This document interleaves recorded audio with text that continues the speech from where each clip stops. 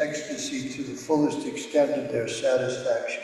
While dancing, they appear madly intoxicated with ecstasy, as if drinking a beverage called Madhuri Pura. Some of them cry, some of them dance, and some of them, although unable to dance publicly, dance within their houses. Lord Shiva embraces Narada Muni and begins talking in an ecstatic voice. And seeing Lord Shiva dancing with Narada, Lord Brahma also joins, saying, "All of you kindly chant Hari Bol, Hari Bol." The King of Heaven, Indra, also gradually joins with great satisfaction and begins dancing and chanting Hari Bol, Hari Bol. In this way, by the influence of the transcendental vibration of the holy name, the whole universe becomes ecstatic. Bhaktivinoda Thakur says, "When the universe becomes ecstatic, my desire is satisfied." I therefore pray under the lotus feet of Rupa Goswami that this chanting of Hari Nam may go on nicely like this. Lord Brahma is the guru of Narada Muni, who is the guru of Vyasadeva, and Vyasadeva is the guru of Madhvacharya. Thus, the Gaudiya Madhava Sampradaya is in the disciplined succession of Narada Muni. The members of this disciplined succession, in other words, the members of the Krishna consciousness movement, should follow in the footsteps of Narada Muni by chanting the transcendental vibration, Hare Krishna, Krishna Krishna, Hare Hare, Hare Rama, Rama Rama, Hare Hare.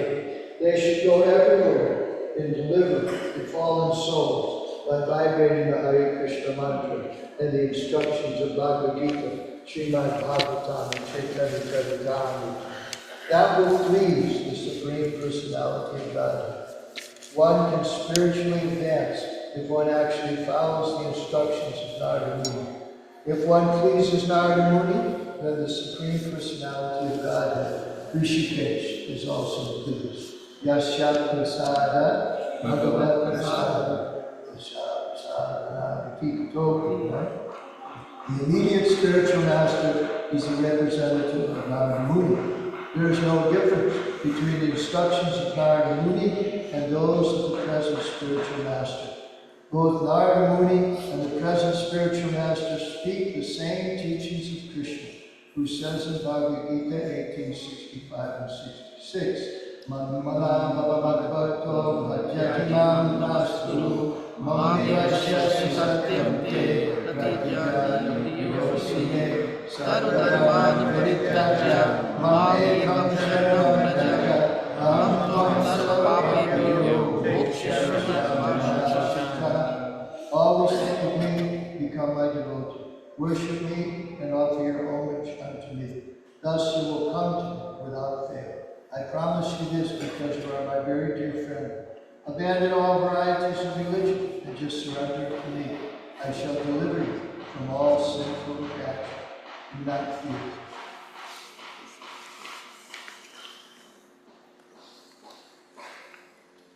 So, Srila Prabhupada says speaks in this purport of how to be successful, or how to please Krishna, how to please the spiritual master, which is the idea of practicing Krishna consciousness.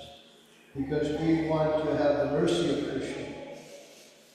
As it said, Prabhupada quotes that verse, Yasya Prasada, Bhagavad Prasada, Yasya Prasada, Navadvip Dham. So by the mercy of Krishna we get the spiritual master, and then by the mercy of the spiritual master we get Krishna.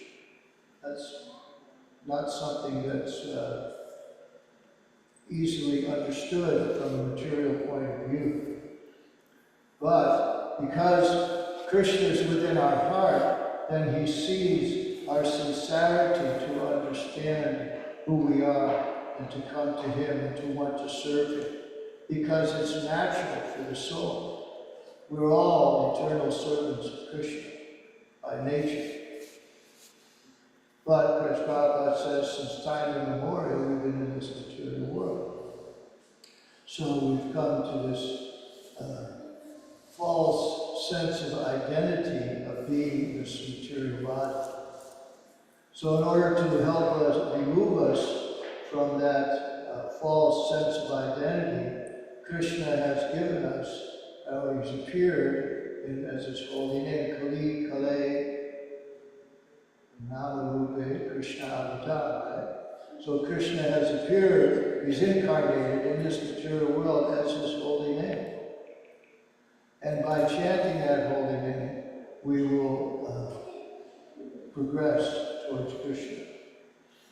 And we will become blissful, as is described here in this great song by Bhaktivinoda Thakur, where he says the Narada Muni is playing his veena and he's glorifying Krishna with the holy names, as Prabhupada says, Radhika Rama, but here he quotes the Hare Krishna mantra. It says he's chanting Hare Krishna. So all the other demigods are joining in as well. And then the whole universe, they're seeing the whole universe is joining in.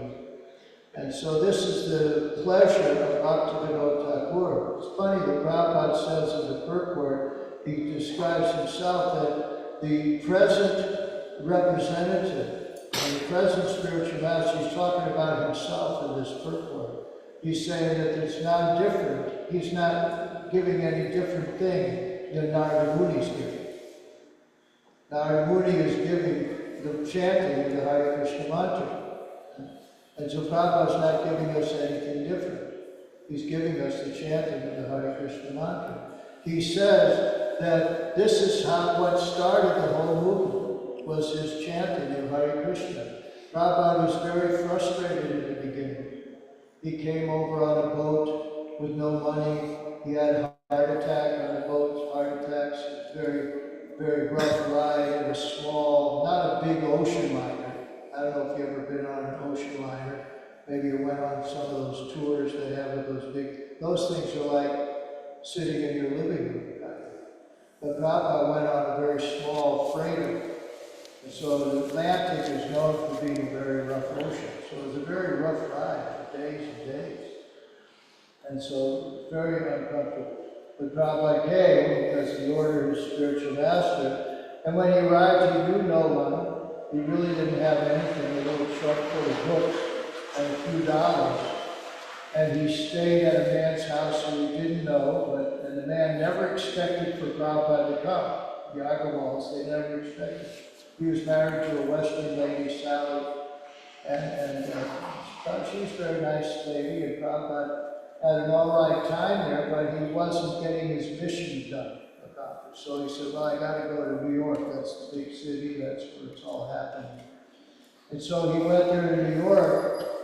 And then again, he went there with knowing nobody, having nothing, had no introductions or anything. Like when we go and we travel to a temple, like we come here, look at the facility Sarvajai Baba was provided for us, all this big space and decorated. And Prabhupada's here, and Tulsi's here, and we have pictures of deities, even some deities here. So, and all prasadam and everything. Prabhupada did nothing like that. At one point, Prabhupada was living in a room about the size of a little bigger than a shoebox. It had no windows, no access to outside, no bathroom, no furniture, no nothing. And Prabhupada was living in that room. There was one door with a glass over the top. And Prabhupada's living there. And so he's writing to the only people he knows, all these, his god brothers, and this very rich man, Mr. Sanganya, and to Surari Maharaji, the lady who's also very rich, that sent him over on the boat. Because they all thought, oh, you'll never come back, you'll die, you're just an old man, why are you doing this? So Prabhupada's writing them and telling them, please, he found a building that was for sale. In those days, the building was for sale for like $120,000, a two-story building in the city, probably $2 zillion today. And he was just trying to get some money to buy it. We can make this into a temple, Prabhupada. But then they said, oh no, we want to, they got mental about it. We want to have a real temple designed and built, but there's no intention to do that. That would have cost, probably millions of dollars. But they really didn't want to do it, so they put out Prabhupada.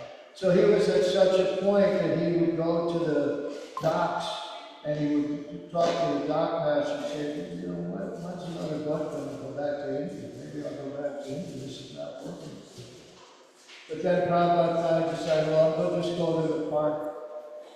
And because he had they finally got him, he met Mukunda and Hayagriva and a few of the young devotees, and they got him a place because now he moved out of that one place because a guy broke into glass at the top of the door and stole everything Prabhupada had. So then they found him another place. This guy, I forget his name, but he would come and hear Prabhupada sometimes because Prabhupada had a few people that would come and hear him in that place. And then he had a loft. A loft is like the old factories they had. They converted them into places for artists in the cities. Because the factories were old brick factories, they had big floors. And so they would rent them out to him. He had one of those. So he said, okay, I'm going to California, you can stay in my place. But there's one condition, there's already one young fellow staying. So Prabhupada said, okay. But then one night the fellow woke up and he had a knife and he was going to stab Prabhupada. And somehow Prabhupada got out of there and went to Mukunda. He said, if you got to help, I can't stay here anymore. And that's when they found 26th Avenue.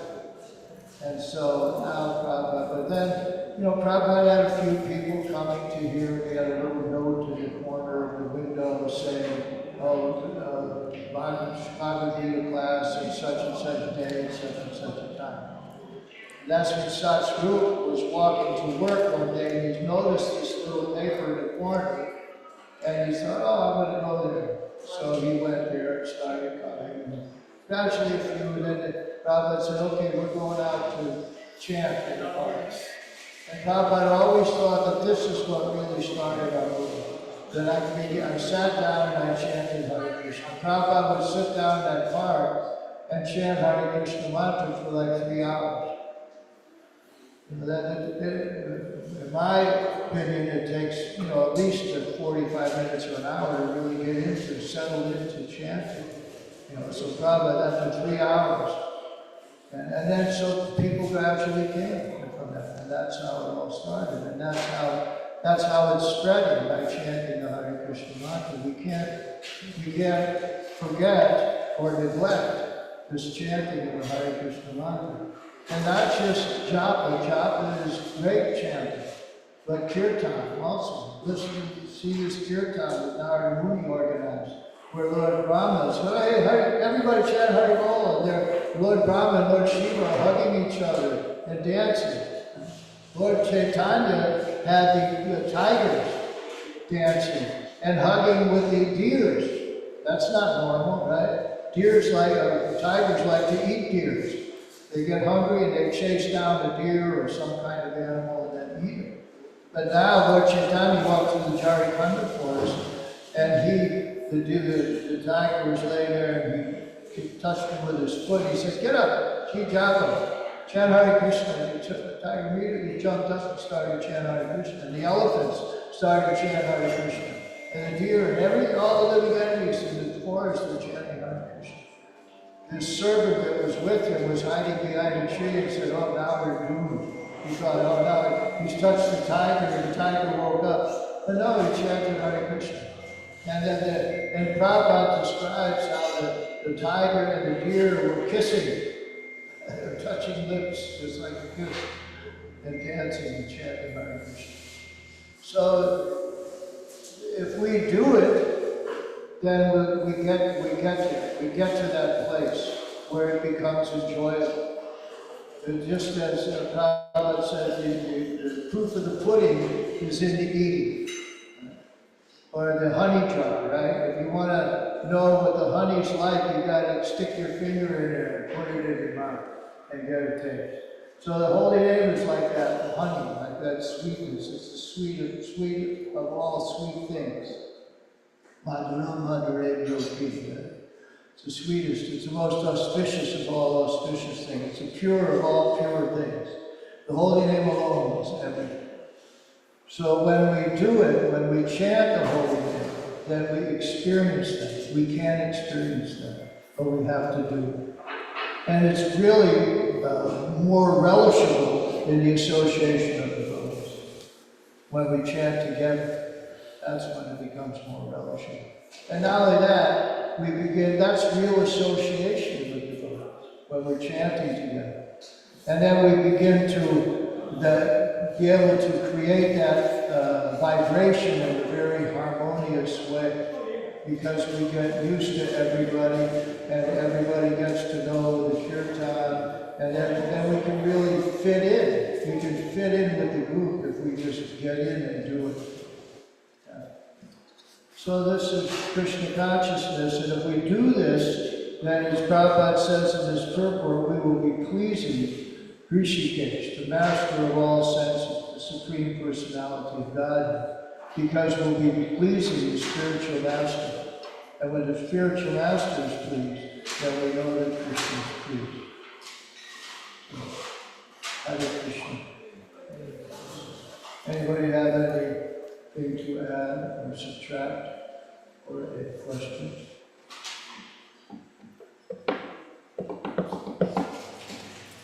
Yes, ma'am? Oh, maybe you can ask a question. I can.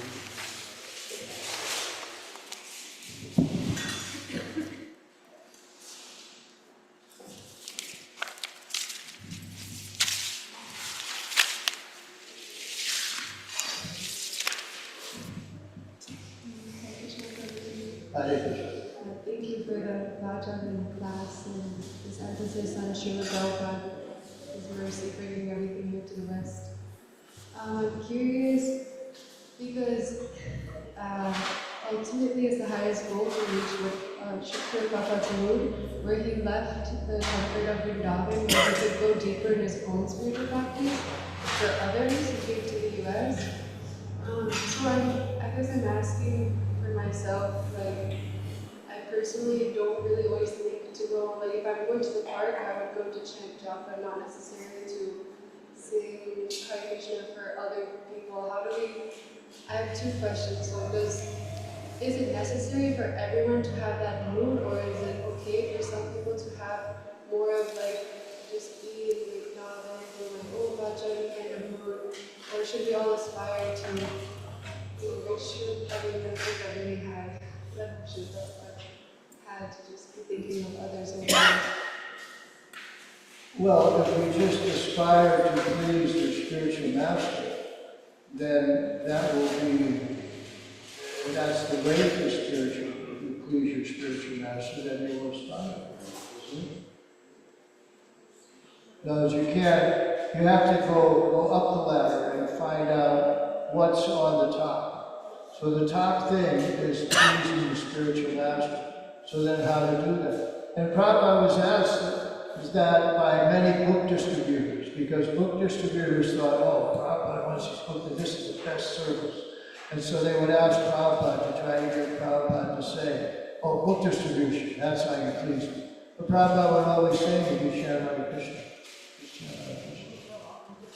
So you're chanting japa out in the park, and you have to become purified, because that's how much effect you'll have on someone else, is how pure you are. So you're chanting, you know, there's Goshtadinandis and Bhajanandis, but we're not aspiring just to go off into the forest and chant ourselves, because that's a very, very, very elevated position. Devotees have tried that. Once Prabhupada gave Babaji to a devotee because he was going to leave his body. And he went to Vrindavan, and he went to the Radha Kund, and he was going to chant and sit and chant Hare Krishna for the rest of his life. But then he found out he wasn't going to die all of a sudden. And so he left that. he left. So we can't be false renunciants. You know, we can't, just like, you know, we know that Shukadeva Goswami, he came out of the womb and he just took off. And he didn't even have any clothes on. He's just walking around with no clothes. But we can't become Shukadeva Goswamis, just like that. And of course, if we want to preach that Prabhupada didn't come here with no clothes on. He came here dressed like a sannyasi. So he understood that he had to come down to the level of the Varnashram, because the sannyas is still in the Varnashram system, and Varnashram is the material arrangement for developing your spiritual life. So Prabhupada understood that he had to come down to them at that some level. Even he came down to the level of waiting in line for the shower with the other devotees. So, and cooking the feast and cleaning the pots and doing all that kind of stuff that Prabhupada thought, well, that had to be done at that particular time. So, yeah, we have to see what is the real thing is to please the spiritual master, so that what we can look for is how to do that. And Prabhupada is pleased very simply by chanting the Hare Krishna mantra. So then, how do we do that? Because there's a particular way. We have to avoid fences, we have to hear the name, the sound vibration. We do it in association with devotees. And that's why kirtan is so important to develop our association, because rather than we try to become part of the group, we try to, just like when musicians, you can't have one musician playing one thing and the other guy playing something else. That doesn't make a very cohesive band, doesn't make very cohesive music. They have to get on the same beat, they have to get in the same key, you know, all that kind of stuff. So similarly, when we do kirtan, we should be on the same beat. There's a leader, and then we're following. And Prabhupada says, in order to be a good leader, you have to be a good follower. So we don't just lead. You know, sometimes you see someone, I just want to lead kirtan, but then when it comes time, they're not. Then they're off doing something else. So that's not the process either. We want to try to get together with everybody and be one with everybody in the glorification of Krishna. And that's real kirtan, bhajan. Hare Krishna. Anything else? Somebody wants to share something? Prabhu, you look very anxious to share something. Huh?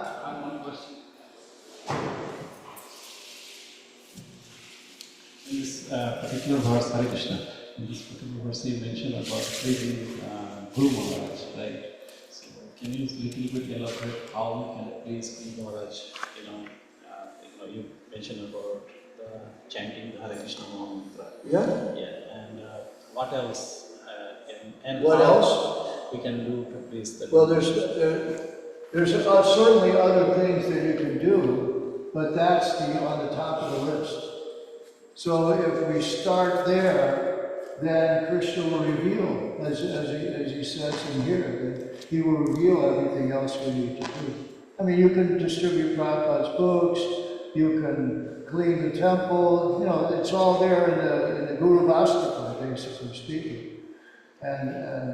But really, chanting Hare Krishna is the top of the list. Thank you. Performing devotional service. Serving other devotees, associating with devotees, taking prasadam. It's all there in those songs. Yeah. Just like that we sang that song yesterday, Shiva Bhakti. That's all in there also. By Bhaktivinoda Thakur. He's basically giving an outline of his daily activities, beginning with serving the devotees. Serving the lotus feet, Shiva Bhakti Charanam. And then to worshiping Tulsi, he said, taking prasadam, taking charanam, to seeing the deities, all these things. So this whole sadhana bhakti, or the practice of bhakti yoga, is the whole idea. Bless you. So that's how we serve, how we please the spiritual master. And that's why Prabhupada says, what's the difficulty? Because and in Bhagavad Gita purport, Prabhupada says, don't try to misunderstand. That's funny, right? Who tries to misunderstand? But we do. We try to, maybe we try to make it more complicated than it is, more, because then we think, oh, if I can do this, then I'm really something. But no, it's as simple as that. Chant Hare Krishna. Do it. Chant the Hare Krishna mantra. And then how to do, we have japa, we have kirtan, so many ways to do it. Thank you. Thanks. Thank you. Hare Krishna. Anything else? Prabhu, Hare Krishna. Thank you very much. Yes, Vatsal Prabhuji ki.